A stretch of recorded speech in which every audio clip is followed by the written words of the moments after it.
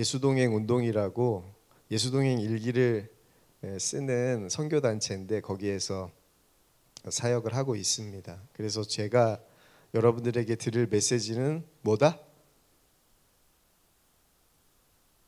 예수님과 동행하자.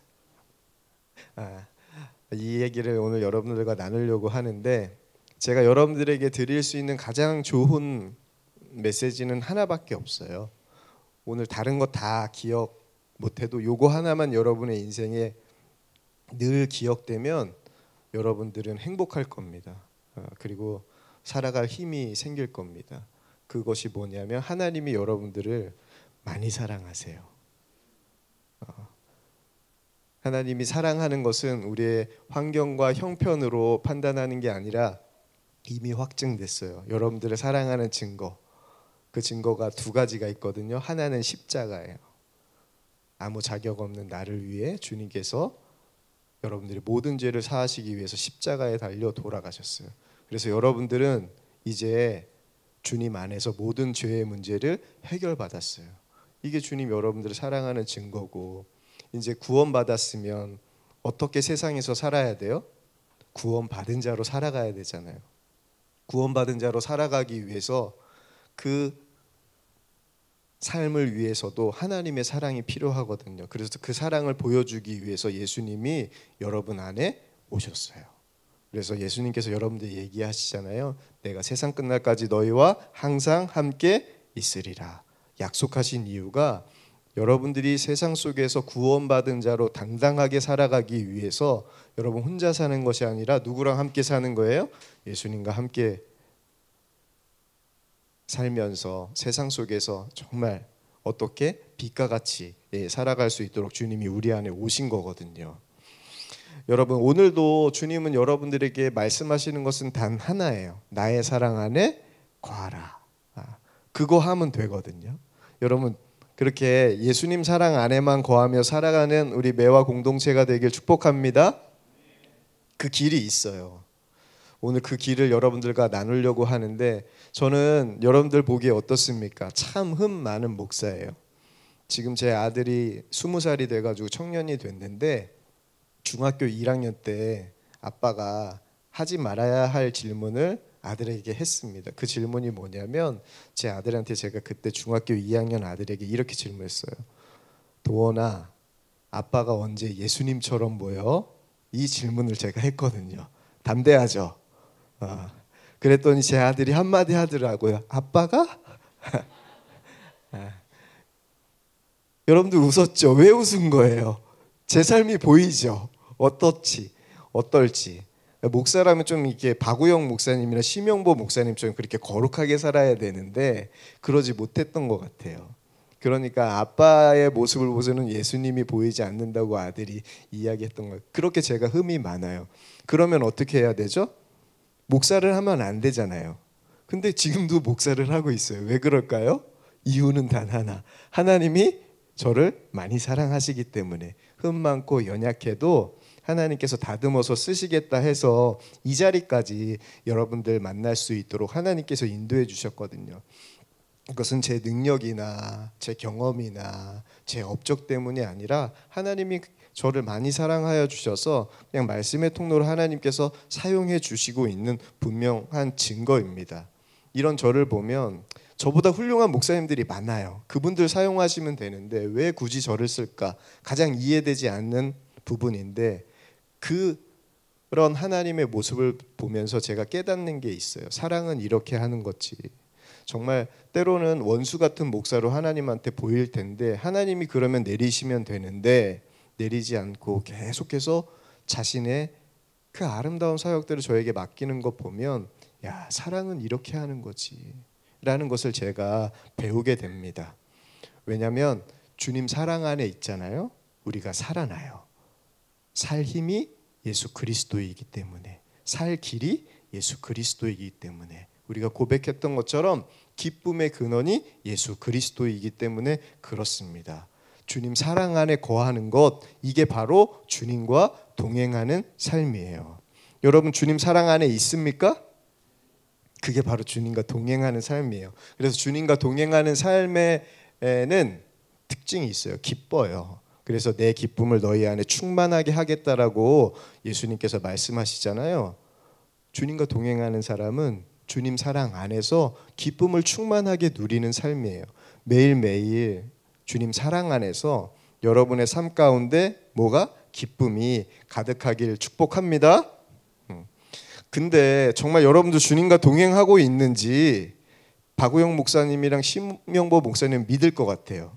근데 저는 못 믿어요. 좀 의심이 있어요. 정말 여러분들 주님과 동행하고 있죠? 왜 대답이 그래요? 동행하고 있죠? 시험 봅니다. 제가 시험 보려고 온 거거든요. 확인하는 방법이 있어요. 가장 쉬운 확인하는 방법. 내가 정말 실제로 주님과 동행하고 있나. 여러분, 어제를 돌아가 봅시다. 어제 돌아가서 예수님의 이름을 한 번이라도 불렀나요? 좋아요. 성경에 얘기했어요. 누구든지 주의 이름을 부르는 자는 구원을 얻으리라. 여러분, 주의 이름을 부르는 자는 구원을 얻어요. 매일 구원을 얻는 삶을 얻습니다. 제가 2019년도에 선한목자교회에서 사역하고 있었는데 그때 교회에서 열심히 사역했다고 2달간의 안식월을 줬습니다. 그때 7월 말 8월 달이었어요. 그때 가족들이랑 유럽에 갈 수 있는 기회가 있어서 유럽 여행을 하고 있었습니다. 그때 제 막내 아이가 4학년, 큰 아이가 중학교 1학년이었는데 그 막내 딸이 유럽에 가면 계속 걸어 다니면서 돌아봐야 되니까 힘들 때마다 걔가 아빠를 찾는 거예요. 당연히 힘드니까 누굴 찾아야 돼요? 엄마를 찾아야죠. 근데 아빠를 찾는 거예요. 그러면서 아빠 나 힘들어요. 여기까지만 하면 좋은데 그 뒤에 그러니까 나를 업어주세요. 그러는 겁니다. 여러분, 그때 날씨가 30도 이상이었습니다. 그때 뉴스 가운데 유럽에서 열사병으로 죽은 관광객도 있다라는 뉴스가 나올 정도여서 더웠습니다. 근데 그 딸이 제 이름을 부르고 아빠 업어달라고 하는데 제가 어떻게 해야 돼요? 여러분이라면 어떻게 하겠습니까? 제가 업었습니다. 뭐 네덜란드에서도 없고 독일에서도 없고 다 모든 돌아다니는 나라들마다 딸이 부르면 업었어요. 이유는 단 하나예요. 그 딸이 한 가지를 분명히 알고 있더라고요. 뭐냐면 아빠는 내가 도움을 요청하면 언제든지 들어줄 거야 라는 믿음이 제 딸 안에 있더라고요. 그래서 아빠를 찾는 거예요. 그럼 저는 어김없이 얻습니다. 그 아이의 마음에 제가 상처를 주면 돼요? 안 돼요? 안 되죠. 그래서 업었어요. 얻고 기도했습니다. 그러면 업으면 이 아이가 때로는 미안했는지 금방 내려오기도 하고 어떨 때는 힘들었는지 잠이 들기도 했습니다. 그러면서 그 아이를 업으면서 하나님께 제가 기도했어요. 어떤 기도를 했냐면 하나님, 우리 딸이 인생을 살면서 어려운 순간을 만나게 될 텐데 그때 단 하나 지금 아빠를 부른 것처럼 언제나 우리 딸을 도와줄 수 있는 하나님 아버지의 이름을 부를 수 있는 딸이 되게 하소서라는 마음을 갖고 업었어요. 그리고 그렇게 기도를 했어요. 저는 제 딸이 평생 그 유럽에 여행했던 시간을 기억해 줬으면 좋겠어요. 그리고 어려운 순간 만나면 정말 다른 것 다 잊어도 하나님 아버지의 이름을 부를 수 있는 딸이 되었으면 좋겠어서 그렇습니다.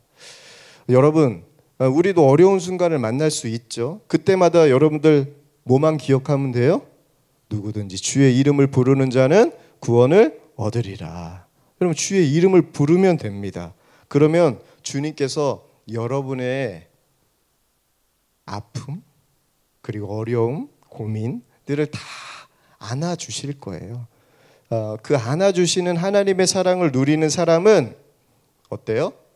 살아납니다. 그 어려움 속에서 이겨내고 새로운 길을 걸어갈 수가 있어요. 바로 이것이 주님 사랑 안에 거하는 거예요. 주님과 동행하는 삶이에요. 그러면 이 아이가 업혔다가 내려오면 다시 힘을 얻습니다. 그리고 기뻐지고 다시 걸어요. 그 삶을 반복하는 거예요. 어려우면 우리는 어떻게 하면 돼요?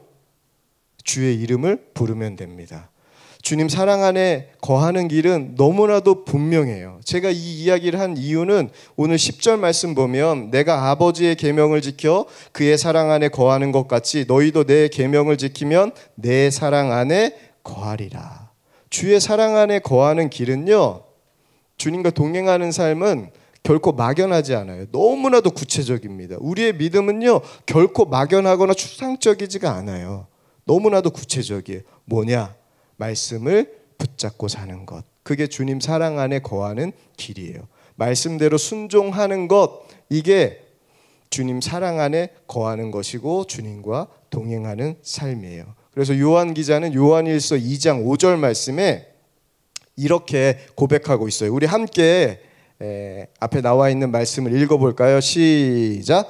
누구든지 그의 말씀을 지키는 자는 하나님의 사랑이 참으로 그 속에서 온전하게 되었나니 이로써 우리가 그의 안에 있는 줄 아노라. 아멘. 여러분, 말씀대로 사는 것이 주의 사랑 안에 거하는 길인데 왜 그러냐? 하나님의 말씀 안에는 단 하나가 들어가 있어요. 하나가 담겨져 있습니다. 그것이 뭐예요? 하나님의 사랑이에요. 말씀에는 다 하나님의 사랑이 담겨져 있어요. 그래서 말씀에 순종해서 말씀이 이루어지면 하나님이 나를 사랑하신다는 게 분명하게 느껴지거든요. 그런데 어떻습니까? 여러분, 성경 말씀 읽어보면 하나님의 사랑이 여러분들 막 느껴져요? 그러면은 성경이 읽고 싶어질 겁니다. 근데 때로는 성경을 읽어도 그렇지 않을 때가 있어요. 제가 한번 성경을 읽는데 하나님은 참 욕심이 많으시다, 이런 생각을 한 적이 있어요. 여러분, 하나님은 좋으신 하나님이죠? 선하신 하나님, 신실하신 하나님. 근데 욕심이 많으세요. 매화교회는 안 믿는 것 같아요. 제가 증명해 볼게요. 하나님이 욕심이 많은지 많으신지 안 많으신지 한 말씀을 보면 돼요. 빌립보서 4장 8절 말씀인데요, 띄어져 있죠? 이 말씀 우리가 한번 천천히 읽어보겠습니다. 천천히요. 하나님 욕심 많으신지 안 많으신지 한번 여러분들이 확인해 보세요. 이 말씀을 통해서 읽어봅니다. 시작. 끝으로 형제들아, 무엇에든지 참되며 무엇에든지 경건하며 무엇에든지 옳으며 무엇에든지 정결하며 무엇에든지 사랑받을 만하며 무엇에든지 칭찬받을 만하며 무슨 덕이 있든지 무슨 기림이 있든지 이것들을 생각하라. 하나님의 사랑은 말씀을 지키는 자에게 주어진다고 얘기했는데 오늘 빌립보서 4장 8절 말씀 읽어보니까 여러분들 어때요? 하나님은 참 지킬 수 있는 말씀을 주셔야 되는데 지킬 수 없는 말씀을 주세요. 욕심 많아요, 안 많아요? 제가 이 말씀을 읽는데 하나님은 참 욕심이 많다. 지킬 수 있는 말씀을 주셔야지. 그러면서 숨이 탁 막히는 거예요. 그러면 우리는 어떻게 합니까? 성경책을 딱 덮죠. 그리고 다른 일을 하면 돼요. 근데 그날따라 제가 은혜를 많이 받았어요. 그래도 이 말씀을 한번 지켜보고 싶다, 그런 마음. 근데 한 번 했는데 돼요? 무엇에든지 참되며, 여기도 안 돼요. 여기도. 두 번 합니다. 아, 이번에는 경건까지는 갈래나? 해봤는데 안 돼요. 두 번째에서 막혀요. 그러면 우리는 그래도 몇 번까지는 한번 도전해 봅니까? 세 번은 도전하고 포기하잖아요. 그죠? 그래서 세 번까지 했는데 안 돼요. 그럼 어때요? 하나님 그거 봐요. 안 되잖아요. 안 되는 말씀이잖아요. 여러분, 하나님의 사랑 느껴집니까? 안 느껴집니까? 안 느껴져요. 없어요. 그냥 하나님은 우리에게 부담 주시는 분 같아요. 그러면 성경을 덮고 그냥 그만 읽으면 되는데, 그때 제가 은혜를 많이 받았다고 했잖아요. 그래서 계속 성경 말씀을 읽었더니 빌립보서 4장 13절 말씀, 여러분들도 아마 다 아는 말씀일 거예요. 그 말씀이 딱 들어오는 거예요. 내게 능력 주시는 자 안에서 내가 모든 것을 할 수 있느니라. 이 말씀을 제가 많이 읽었어요. 근데 그날따라 이 말씀이 제 안에 확 믿어지는 거예요. 그러면서 이 말씀이 믿어지니까 이 사건 이후로 제가 말씀 보는 눈이 달라졌어요. 이 사건 이후로. 어떻게 달라졌냐면, 오늘 우리가 읽은 빌립보서 4장 8절 말씀처럼 부담스러운 말씀이 성경 곳곳에 있습니다. 그 말씀들은 어떤 말씀이에요? 생명의 떡이 아니라 그림의 떡이에요. 그림의 떡. 근데 노력해야 먹을 수 있는 떡, 내가 노력해서 순종할 수 있는 말씀이어야지 되는데 노력해도 먹을 수 없는 떡이니까 그림의 떡처럼 보였어요. 그러니까 하나님이 짜증나고 원망됐어요. 그럴 때마다 하나님 할 수 있는 것을 우리에게 요구하셔야죠. 이렇게 했습니다. 하지만 이 말씀이 믿어지고 난 이후에는 이게 정말 생명의 떡이라는 말씀으로 저에게 다가왔어요. 하나님은 어떤 말씀이라도 어떻게 하시는 분이에요? 반드시 이루시는 분이시죠. 이 하나님이 나에게 믿어지니까 빌립보서 4장 8절 말씀이 다르게 읽혀지더라고요. 말씀을 이루시는 분이 우리 하나님, 그래서 우리에게 말씀하시는 분이 하나님이시라면 빌립보서 4장 8절 말씀은 이렇게 저에게 읽혀져서 제가 저에게 주신 하나님의 마음을 적어놨어요. 혹시 뒤에 띄어져 있죠? 한번 다 같이 읽어볼까요? 빌립보서 4장 8절 말씀이 어떻게 바뀌어지는지. 시작. 하나님은 나를 무엇에든지 참되게 하시고, 하나님은 나를 무엇에든지 경건하게 하시고, 하나님은 나를 무엇에든지 옳게 하시고, 하나님은 나를 무엇에든지 정결하게 하신다. 하나님께서 나를 위해 이 소원을 품고 계셨어요. 이 말씀을, 빌립보서 4장 8절 말씀을 주신 거는 바로 이 말씀을 이루는 자로 우리를 사용하시기 위한 것이라는 게 제게 믿어지는 거예요. 그러니까 무엇을 하든지 사랑받을 자가 누구예요? 바로 저라는 거예요. 하나님이. 무엇을 하든지 칭찬받을 자가 누구예요? 바로 저라는 거예요. 하나님은 우리에게 말씀 주시는 것은 부담을 주시려는 게 아니라 하나님의 사랑을 듬뿍 주기 위해서 우리에게 말씀하시라는 사실이 저에게 진짜 믿어지는 거예요. 그 사랑에 감격해서 빌립보서 4장 8절 말씀을 다시 읽었어요. 제가 다시 읽었더니 여러분 기억나죠?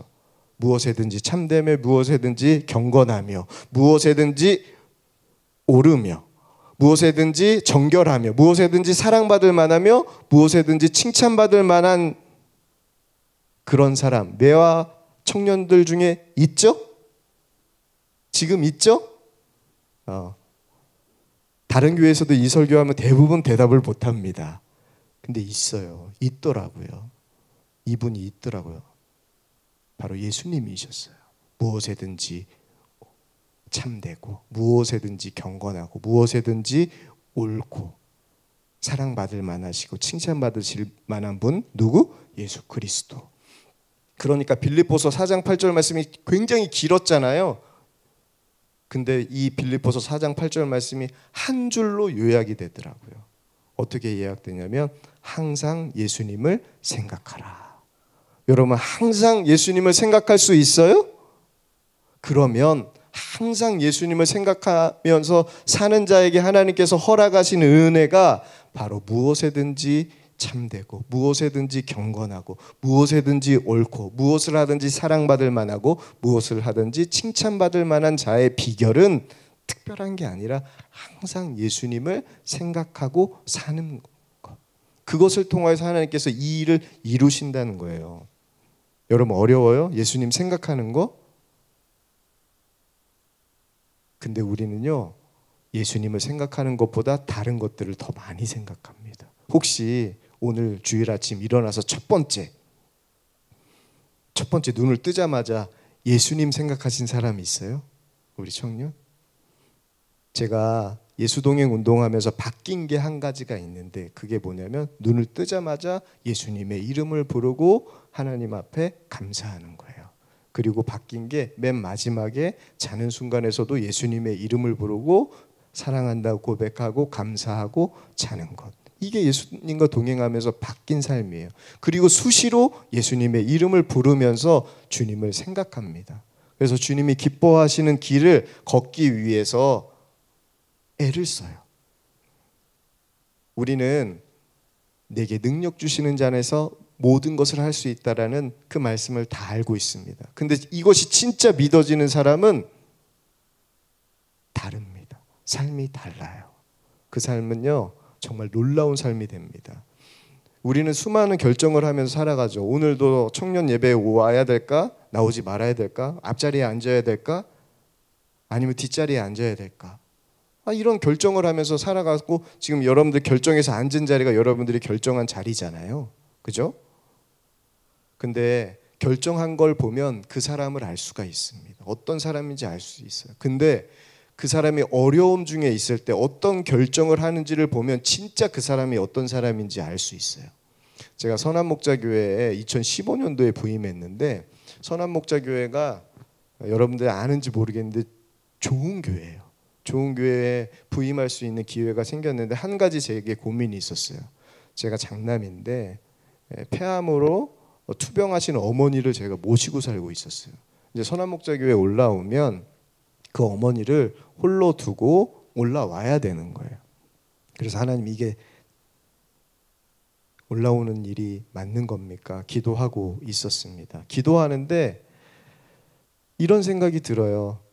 저희 어머니가 장녀인데 그 이모들, 외삼촌들이 저에게 꼭 이렇게 얘기하는 것 같아요. 동효가 너만 잘 되려고 너만 서울로 올라가고 아픈 어머니 홀로 둘 거냐? 이런 생각이 들고 저희 아버지가 그때 한 1년 전에 돌아가셨는데 아버지가 돌아가시면서 저에게 이렇게 얘기하시는 거예요. 내가 죽으면 네가 가장이니 어머니를 잘 살피고 동생을 잘 보살펴라. 이 말씀이 들리는 겁니다. 그래서 기도하고 있었어요. 하나님 가는 게 맞습니까? 기도하고 있는데 하나님께서 말씀 하나를 딱 주세요. 요한복음 14장 1절 말씀. 너희는 마음에 근심하지 말라. 하나님을 믿으니 또 나를 믿으라. 동요가 근심하지 말고 나를 믿어. 그러면서 주님께서 저에게 이런 마음을 주세요. 너보다 내가 더 사랑하는 내 딸이야. 내가 책임질 거야. 여러분, 저희 아픈 어머니를 제가 책임지는 게 나아요? 하나님이 책임져 주시는 게 나아요? 잘 알고 있죠? 하나님이 책임져 주신다는데 그래서 제가 하나님께 맡기고 선한목자교회에 부임했습니다. 부임하면서 어머니가 홀로 사시는데 하나님께서 전폭적으로 지원해 주셔서 잘 사실 수 있었어요. 그리고 제가 2022년도에 선한목자교회 사역할 때까지 홀로 잘 지내실 수 있도록 하나님께서 돌봐주셨어요. 어머니가 어떤 상태였냐면 항암제가 맞으면 좀 오래 사시고 안 맞으면 하나님 품에 안겨야 되는 상황이셨거든요. 근데 2023년 6월 21일 폐암 투병 13년 만에 하나님께서 기적적으로 치유해 주셨습니다. 어떻게 이런 일이 일어났죠? 한 가지예요. 그냥 하나님 앞에 맡기고 하나님 앞에 감사하고 주님 바라보며 나아간 것밖에 없는데 하나님께서 은혜를 허락해 주셨어요. 근데 올 2월 그렇게 폐암에서 완치되시고 이제 평안한 생활을 하실 때쯤 올 2월에 자궁암 4기 말기라는 또 암 판정을 어머니께서 받으셨습니다. 제가 어머니의 암 판정을 통하여서 암 환자 가족 되면서 제 목회가 엄청 행복했어요. 왜 그러냐면 어머니를 통해서 고난 속에서도 기뻐할 수 있는 것, 고난 속에서 감사할 수 있는 것을 어머니를 통해서 직접 보고 그 메시지를 엄청 많은 곳에서 전했어요. 오늘 전한 것처럼 그 간증들을 많이 전했습니다. 근데 이제는 자궁암 말기라는 판정을 받았어요. 그러면서 하나님께서 저에게 이렇게 이야기하시는 것 같아요. 너 얼마나 고난 속에 기뻐할 수 있고 고난 속에 감사할 수 있냐고 말씀을 전했니? 지금 네 어머니 폐암에서 완치되고 이제 자궁암 4기 말기 판정받은 지금 이 순간에도 너 기뻐할 수 있어? 너 감사할 수 있어? 주님께서 이렇게 저에게 물으시는 것 같아요. 정말 최악의 상황. 그래서 그날 제가 동행일기를 썼습니다. 그 동행일기에 이렇게 썼어요. 할렐루야, 주님을 부르며 감사로 하루를 시작합니다. 오늘 오전은 쉼을 갖습니다. 입원하시는 평택 어머니와 함께 보낼 수 있는 것도 감사합니다. 오늘 아침에 일어나니 선한목자교회에 부임할 때 주셨던 말씀이 떠올랐습니다. 너희는 마음에 근심하지 말라. 하나님을 믿으니 또 나를 믿으라. 아멘입니다. 그저 주님께 맡길 뿐입니다. 나보다 평택 어머니를 더 사랑하시는 주님께서 돌봐주시리라 믿습니다. 평택 어머니 수술 일정도 내일 오전 9시 전후로 진행된다는 소식을 듣습니다. 많은 분들이 함께 기도해 주시니 감사합니다. 수술의 결과보다 더 큰 은혜가 이미 임했습니다. 주님이 평택 어머니와 우리 가족 안에 임한 것입니다. 가정 좋으신 주님이 평택 어머니를 돌봐주실 것으로 충분합니다. 감사가 지식이 아니라 실제가 되어 최악의 상황에서도 주님을 바라보며 언제나 최고의 감사를 드릴 수 있는 우리 가정이 되길 기도합니다. 그러면서 이렇게 일기를 마쳤습니다. 그래서 어머니의 투병이 다시 시작되면서 기도의 제목이 한 가지 생겼는데, 그 기도의 제목은 최악의 상황에서 최고의 감사를 드리는 우리 가정이 되게 하소서였어요. 그렇게 기도했습니다. 그리고 수술도 잘 마치고 항암이 시작됐습니다. 1차 치료가 6번 진행이 되는데 3번 마치고 검사했더니 암이 안 보인대요. 근데 의사는 6번 항암하는 것은 끝까지 다 하자고 해서 끝까지 다 하고 마지막으로 6번 마치고 검사를 다시 했습니다. 여전히 암이 안 보인다는 판정. 그래서 항암을 끝냈습니다. 여러분, 두 번째 놀라운 그 기적을 하나님께서 저희 가정에 허락해 주셨어요. 아마 여러분 가족 중에 아픈 분들, 암으로 투병하신 분들도 있고, 저와 만나고 있는 수많은 성도들 가운데 지금도 투병 때문에 아파하는 이들이 참 많이 있습니다. 그런 분들에 비하면 저희 가정은 2번의 기적을 하나님께서 허락해 주신 거예요. 왜 그렇게 하셨을까? 지금도 투병하시는 성도님들에게 미안한 마음도 들더라고요. 왜 우리에게는 그런 기적을 하나님 또 허락하실까요? 그런 마음도 들었는데, 기도하면서 주님께서 주신 이유는 너가 진짜 고난 속에서도 기뻐할 수 있고 고난 속에서도 감사할 수 있는 증인으로 서기 위해서 우리 가족을 하나님께서 그 기적의 자리로 인도해 주셨다는 게 제게 믿어지고, 또 지금도 아파하는 많은 수많은 환우들이 있잖아요. 그들을 돌보는 일들, 그분들을 위해 기도하는 일이 제가 해야 할 일이라는 것을 주님께서 더 명확하게 알려주셨죠. 여러분, 여러분의 인생 가운데서도 여러 가지 어려운 속에 살아갈 때가 있습니다. 고난 속에서 살아갈 때가 있어요. 그때 어떻게 하면 돼요? 여러분, 말씀을 붙잡으세요. 어느 순간에서도 말씀을 붙잡으세요. 그러면 주님이 그 말씀에 역사하십니다. 말씀을 이루어질 것이라는 믿음이 진짜 믿음이에요. 이 믿음으로 살면요, 우리의 삶이 평범한 삶에서 정말 특별한 하나님의 삶으로 바뀌어도요. 그 이유는 주의 사랑이 누려지기 때문에 그렇습니다. 여러분, 고난을 만났어요? 어려움 중에 있어요? 낙심 중에 있어요? 기도의 제목이 있어요? 갈 길이 안 보여요? 갈 길을 보이시고 고난보다 더 크신 주님을 붙잡으세요. 그러면 어떤 고난도 이길 수 있고, 길이 누구세요? 예수 그리스도잖아요. 그 길을 보여주세요. 길이신 주님과 동행하는 자는 길이 열려요. 그래서 우리가 주님과 동행하는 사람에게는 어떠한 물음이 없냐면 무엇을 해야 될지 묻는 일이 없어요. 왜냐하면 갈 길을 주님께서 보여주시거든요. 제가 어제, 여러분들 아는지 모르겠어요.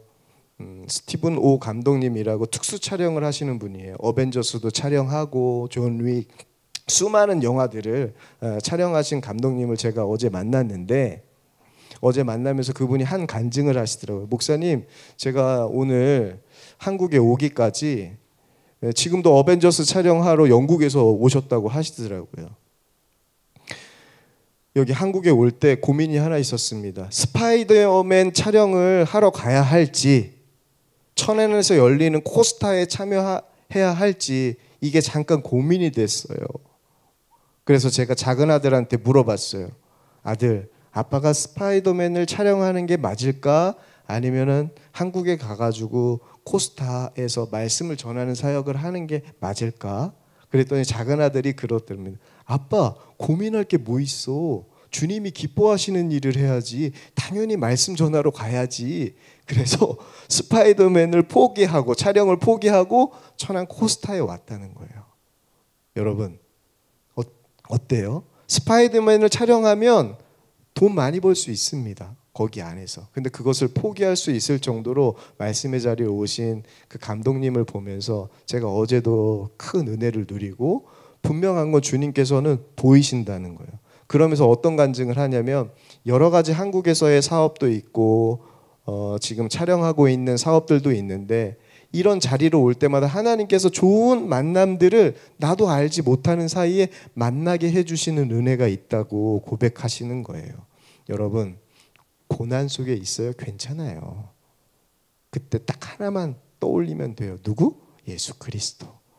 주님을 생각하면 주님께서 그 길을 여세요. 제가 2005년도에 처음 목회를 시작했는데, 처음 목회를 시작할 때 파주에서 교회에 부임했는데 성도가 아무도 없는 거예요. 그래서 너무 어려웠어요. 뭐가 어려웠냐면, 성도가 없는 것도 어렵고 재정적으로 너무 어려웠습니다. 재정이 너무 힘드니까, 헌금이 아무도 없으니까, 아무것도 없으니까 너무 힘들어서 하나님 앞에 기도했어요. 어떻게 해요? 재정을 열어주소서, 저를 도울 자를 붙여주소서. 그렇게 기도하는데 하나님께서 그러면 어떻게 해야 됩니까? 갈 길을 쫙 보여주셔서 재정을 부어주셔야죠.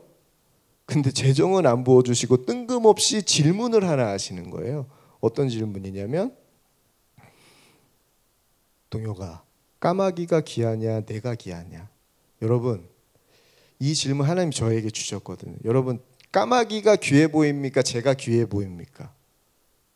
어려워요? 대답이?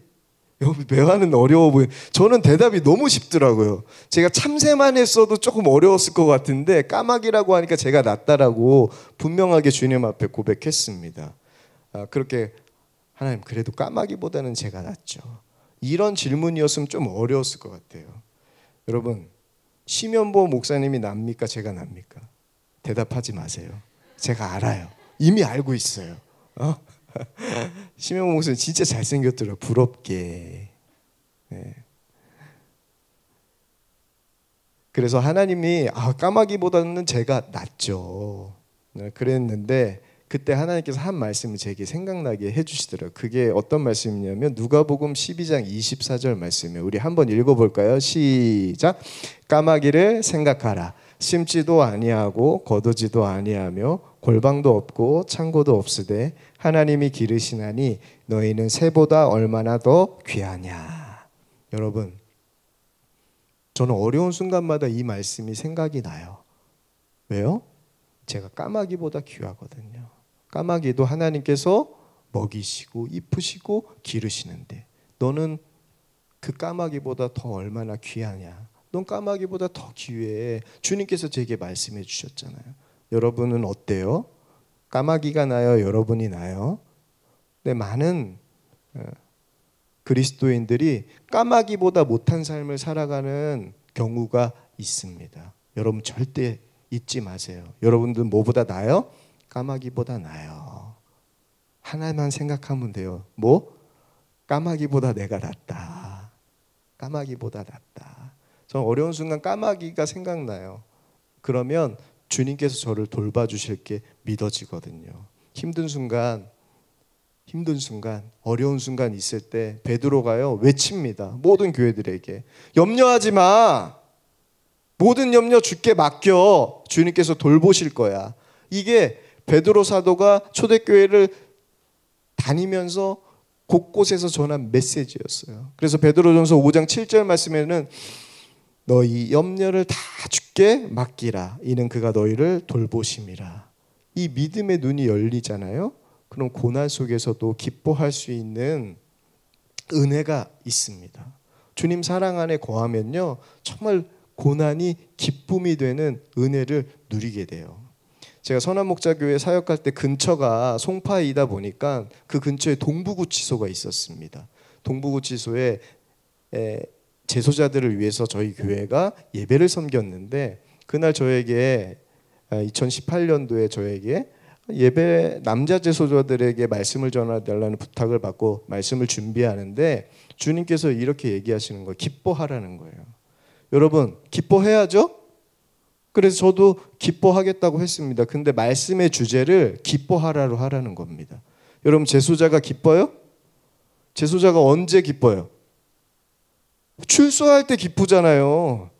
그럼 저에게 어떤 권세를 주셔야 돼요? 주님께서 출소의 권세를 주시나? 근데 그거는 아니에요. 저에게 출소의 권한이 없어요. 근데 기뻐하라라는 말씀을 주시면서 한 말씀을 저에게 주셨는데 그게 빌립보서 4장 4절 말씀이에요. 우리 함께 읽어볼까요? 시작. 주 안에서 항상 기뻐하라. 내가 다시 말하노니 기뻐하라. 제가 못 알아들을까 봐 내가 다시 말하노니 기뻐하라. 주님께서 기뻐하라를 2번이나 말씀하세요. 그때 제가 말씀을 준비하면서 정말 주님 안에 거하는 것이 정말 놀라운 기쁨이다라는 것을 하나님께서 확증시켜 주셨고 그때 메시지를 이렇게 제가 전했습니다. 여러분 고난 속에서 기뻐할 수 있을까요? 오늘 말씀이 빌립보서를 쓸 때 바울은 여러분들처럼 감옥에 있었습니다. 그런데 많은 사람들에게 주 안에서 항상 기뻐하라. 내가 다시 말하노니 기뻐하라 라고 고백합니다. 여러분 감옥에 있어도 기뻐할 수 있습니다. 그 길이 바로 예수 그리스도예요. 예수 그리스도를 만나면 예수 그리스도가 나와 함께 계심이 믿어지면 감옥에서도 기뻐할 수 있습니다. 예수님을 믿고 주님 안에서 기쁨을 누리는 여러분 되길 축복합니다. 그 기쁨은 영원한 기쁨입니다. 이렇게 메시지를 전했어요. 전하고 난 이후에 주님께서 영접하라는 마음을 주셔서 정말 이 기쁨을 누리실 분들은 그 주님을 만나고 싶은 분들은 일어나서 함께 영접하는 기도를 드리자고 했을 때 많은 제소자들이 일어났고 안수 기도를 받을 사람 나오라고 하고 안수 기도를 섬겼는데 제가 알았어요. 남자 제소자들도 웃을 수 있다라는 것을 제가 그때 경험했습니다. 많은 제소자들이 그 얼굴에 하나님의 기쁨을 갖고 돌아가는 것을 하나님께서 제게 보게 해주시면서 상황이 어떻든 그분들의 상황은 바뀌지 않았어요. 풀려나지 않았어요. 근데 얼굴에 기쁨이 일어났어요. 왜 그랬을까요? 단 하나였습니다. 예수님이 그 안에 계신 게 믿어졌기 때문에. 여러분 우리는 어느 상황에 있어도요 예수님이 내 안에 계신 게 진짜 믿어지잖아요. 두려움이 사라집니다. 그리고 염려가 사라져요. 그게 내가 주님 안에 거하는 분명한 증거예요. 내가 주님과 함께하고 있다는 증거예요. 그래서 주님과 동행하는 사람에게는 얼굴에 빛이 납니다. 기쁨이 일어나요. 매화 공동체가 청년 공동체가 그 빛나는 얼굴로 서로 기뻐하며 축복하며 아름답게 주의 나라를 세워가는 공동체가 되길 이 시간 축복합니다. 단 하나만 하면 돼요. 그건 뭐냐면 어려운 순간 뭐 하면 된다? 주의 이름을 부르면 돼요. 예수님을 생각하고 주의 이름을 부르면 주님께서 그때 역사하세요. 제가 이것을 분명히 알았어요. 그러면 용기가 생기더라고요. 제 아들이 어렸을 때 너무 예뻤어요. 그래서 아들이 너무 보고 싶은 거예요. 사역을 마치고 갔더니 아내가 제 아들이 밖에서 놀고 있다고 가보라고 놀이터로 가봤더니 제 아들이 저기서 쭈그리고 앉아가지고 슬퍼하는 겁니다. 기쁘게 놀려고 갔는데 애가 슬퍼하는 거예요. 알고 봤더니 밑에 내려가서 재미있게 축구를 하려고 축구공을 가지고 내려갔는데 형들이 그것을 빼앗아서 형들만 즐겁게 축구를 하고 있고 이것을 어떻게 해야 될지 몰라서 안절부절하고 있더라고요. 근데 갑자기 이 아이가요 형들에게 돌진하는 거예요. 그러면서 자기의 축구공을 가지고 가는 겁니다. 그 모습을 본 형들이 기가 찬 거죠. 얘가 조금 이상해졌나? 가만히 있던 애가 왜 그러나? 그래서 저의 아들을 잡으러 왔습니다. 그때 제 아들이 한마디 했어요. 뭐라고 했을까요? 아빠를 외쳤어요. 왜요? 아빠가 저기 위에서 내려오는 게 보인 거예요.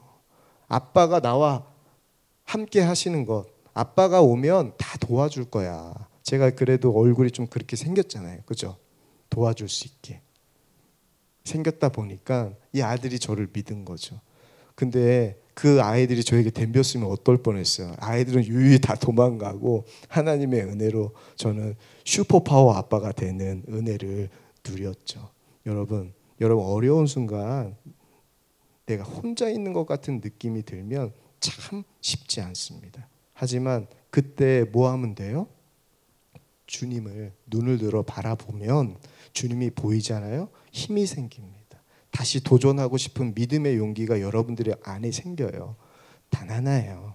단 하나. 여러분, 다른 거 다 잊어도 예수님 한 분 잊지 마세요. 그 예수님이 여러분들과 항상 함께하고 있다는 이 사실 하나 분명히 붙잡고 언제든지 주의 이름을 부르세요.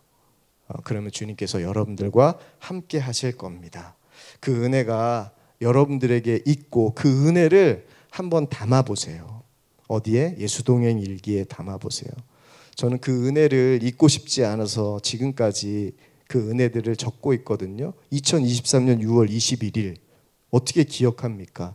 동행일기에 적었기 때문에 저희 어머니의 기적 같은 날 2월 27일도 최악의 상황에서 최고의 감사를 드리겠습니다. 이 기도의 제목이 왜 그날 나왔을지 어떻게 알아요?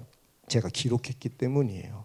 여러분, 하나님이 여러분들과 함께한 은혜들은요, 그 힘이요 영원합니다. 여러분이 받은 은혜의 힘이요 영원해요. 그 은혜가 흘러가잖아요. 다른 사람들에게도 동일하게 은혜가 되거든요. 그게 주님이 역사한 분명한 증거거든요. 그 증거를 남길 수 있는 우리 매화 청년 공동체가 되었으면 좋겠습니다. 그래서 그 은혜들을 세상이 보고 정말 예수 그리스도를 알고 믿게 되는 그 은혜의 통로로 여러분들 하나님이 사용하시기로 작정하셨거든요.